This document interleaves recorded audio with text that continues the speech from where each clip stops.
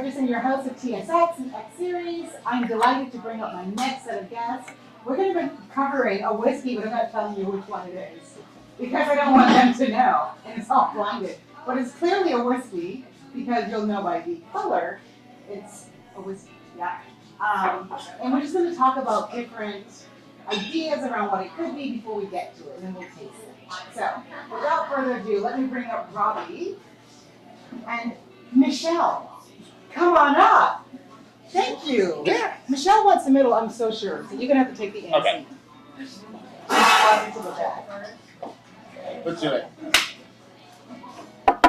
Now, it is fascinating that you see here, we have 3 different glasses, and I will show you the colors, see, because we're not showing anything around what we're tasting yet. And this is the second one. Interesting order, because you see the first one is much darker, yes? Do we notice that? Yes. Why would we be tasting something darker first? Crazy. We're not doing this, we're done with that. So we're going to move Why are we doing that, Rob? So, why would we taste something darker, which generally says much older, much richer, much more robust than the others? We don't even know what we're tasting, first of all. So, but why might we do that, Robbie? I don't have an answer for that one. Okay, fair enough. I think an answer might be because it is not quite as complex as the others or is more pure than the others. So we might want to get the purity of that spirit before we delve into maybe a blend of it. Because most whiskeys have a mash bill and they have a certain percentage of something, usually a predominant percentage if it's called that whiskey, such as rye, such as wheat, such as bourbon, same as corn. So that tells you it's majority that grain. So we don't know what the grain is. We're going to go with it by guessing with our noses. So before I force them to make clowns of themselves like I'm about to do, I'm going to smell. Now, if we get something on our noses, we can start to deduce what this might be. Whatever we're getting on our nose, that is going to be, it's clear. This is a fantastic, by the way, whiskey for whatever it is. And you, in person, should be smelling this along with us.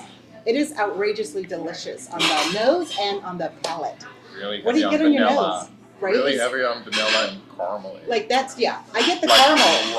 Right up. Right yeah, up. caramel's like, whoo, it almost overwhelms the vanilla. Yeah, it's a sweetness. Smell. So that tells us it's, well, it could be oak too, right? It could be oak because oak gives us those flavor profiles. Let's try the second one and see if we get any other information.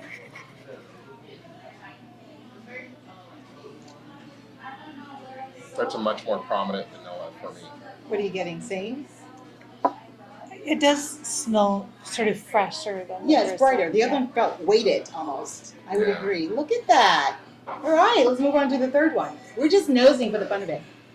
Because it's so hard to try and go, what am I? Whoa. Yeah, honey, for sure.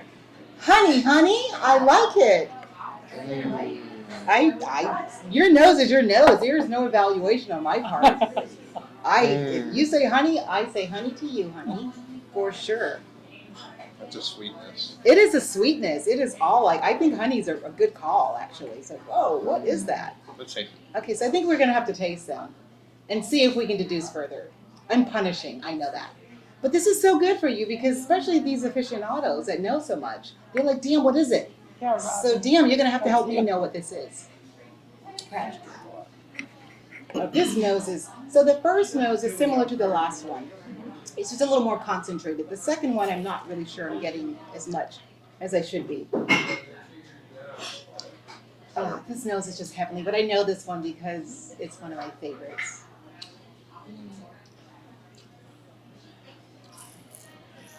Wow. That's heavenly, I just might say. It's really good. It is. That is nice. fantastic. So on the nose, there was definitely caramel, almost butterscotch notes. It was a slight sort of, for me, like a orange peel note. It was crazy, like, what am I getting on my nose? There was so much going on, hard to decipher and to articulate. But in the palate, there's a richness. It's a weightiness, but yet it's elegant midstream. It's like almost a dark citrus to me. Yeah, right. It's like a burnt orange from the Yeah, orange peel. yeah. It's got a weight of citrus, but it's so charming. This is an elegant expression, and the palate should tell you what grain this is. So if we're thinking about the grains, we talked about it in the previous segment. Corn is going to have a little more weight, delicacy, very tender on the palate. Wheat is going to be sweeter on the palate, a little bit of weight because we experienced that with the previous wheated vodka.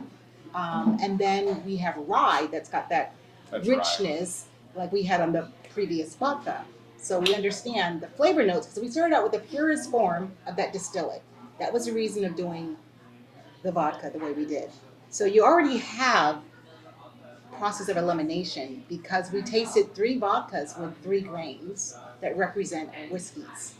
So knowing what we tasted in vodka, I've just helped her out so much, but it's so apparent to me because I just know what I'm tasting. Okay, so but that first one is outrageously delicious. It's smooth, it's creamy. It's got a bit of elegance in the center. It ends lovely, but it's still humming in my palate with a little bit of it's not spice, it's more like menthol. It's quite lovely. This is fantastic, but we don't know yet. Let's move on to the second one and see if we can guess, since no one's helping me out here. Okay, let's go for the second one.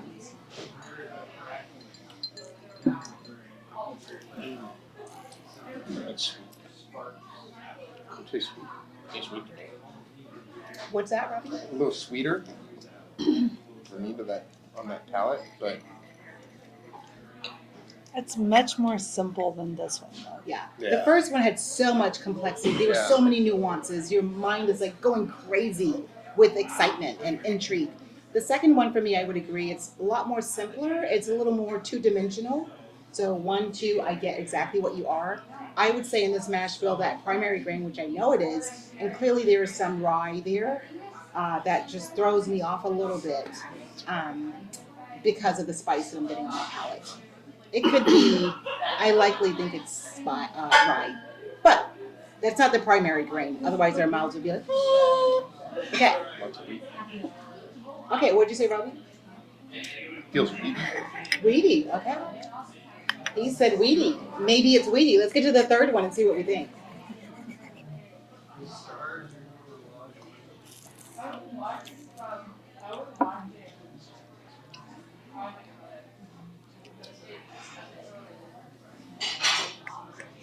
That's interesting.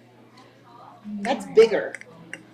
This has a lot more full body weight to it. It's almost got a bit of anger to it, quite honestly. It starts out with a little mellow sweetness, grabbing my attention. Dead middle, it gets a little bit of aggression, and at the end, it is fighting me. It's like pounding my palate, like a rye would do. So this one's not very friendly on my palate. It's a little angry for me. But I like it. It's caught my attention. It's big, it's bold, it's boisterous. It's talking to me quite a bit.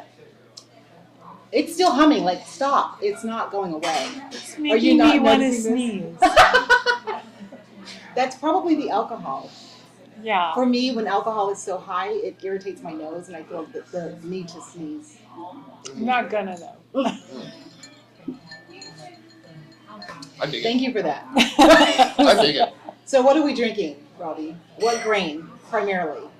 I think you already called it, right? I mean, wheat. Yeah, right. Mid-wheat. These are wheat whiskies. And what's really cool is that only one of them, the first one, was a 95% wheat whiskey. So that's the purest form of whiskey because the other 5% should be malted barley because we need that to help with the fermentation. But otherwise, it's close to 100% as you're going to get unless you use some sort of alternative for malted barley. It was just fantastic. That was 100%, if you will, close to 100% wheat whiskey. And then the next two were wheated bourbons or straight whiskey, straight wheat whiskey, but it's not 100% or 95%.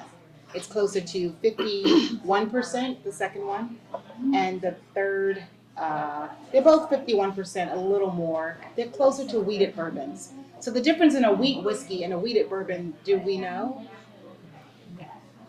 Nope. No.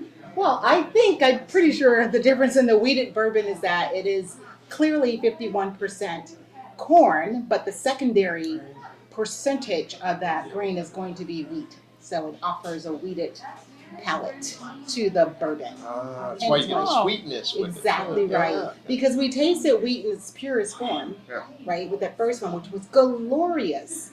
And that was sweet, it was layered, it was engaging, it connected with you, right? That one hummed. It was just smooth and delicious. The second one was a little lightweighted. It offered some interest, but it was kind of 1-2 punch and that was it. Didn't have a lot for me on my palate.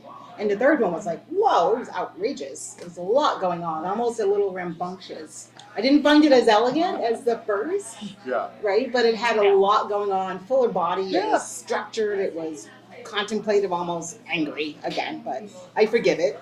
I think it was, I don't know, it felt angry to me. So any guesses, you probably won't guess. Doesn't either of you drink wheat whiskeys? Most of us think of larceny, that's not wheat, it's a wheated bourbon, but I'm not gonna guess. no, yeah, Nah, I would I'm not do gonna the be able same. to guess these. Yeah. Benheim and McFarland. McFarland I like because it's a McFarland Reserve. I like the fact that it pays tribute to the passion of America. You know, when we really believed in whiskey, we fought for it. You know, we went to the government and said, no, we don't want this whiskey tax law. And we had all that attitude. So it's paying tribute to that. And it definitely tastes with a rebel mindset on the palate. Doesn't it offer that sort of like tension? It represents its title for sure. So the first one was actually out of Texas. Banner Wheat Whiskey. That was That That was was my excellent. favorite. phenomenal. If you've not heard of Banner Distilling, it is outrageous. It was all those things elegant, super finessed. I can't describe the refinement of that palate until you taste it. You'll trust me. Anyone disagree about the Banner Distilling? Right. I thought it was fantastic. And where is Banner Distilling? Banner Distilling is in Texas. It is right outside of Austin Manor. Oh, okay. So not too far. It's maybe a 15, 20-minute Yeah, drive. 20 minutes. Yeah, it's worth it. But you've probably never heard of it, now you have. It's one of my all-time favorites because I don't do wheat whiskey so much because it doesn't offer as much. But that's big, it's boisterous, but it's elegant and refined. Fantastic. So that's our wheat whiskey segment and we're good. Thank you for joining us. We'll see you next time. Bye.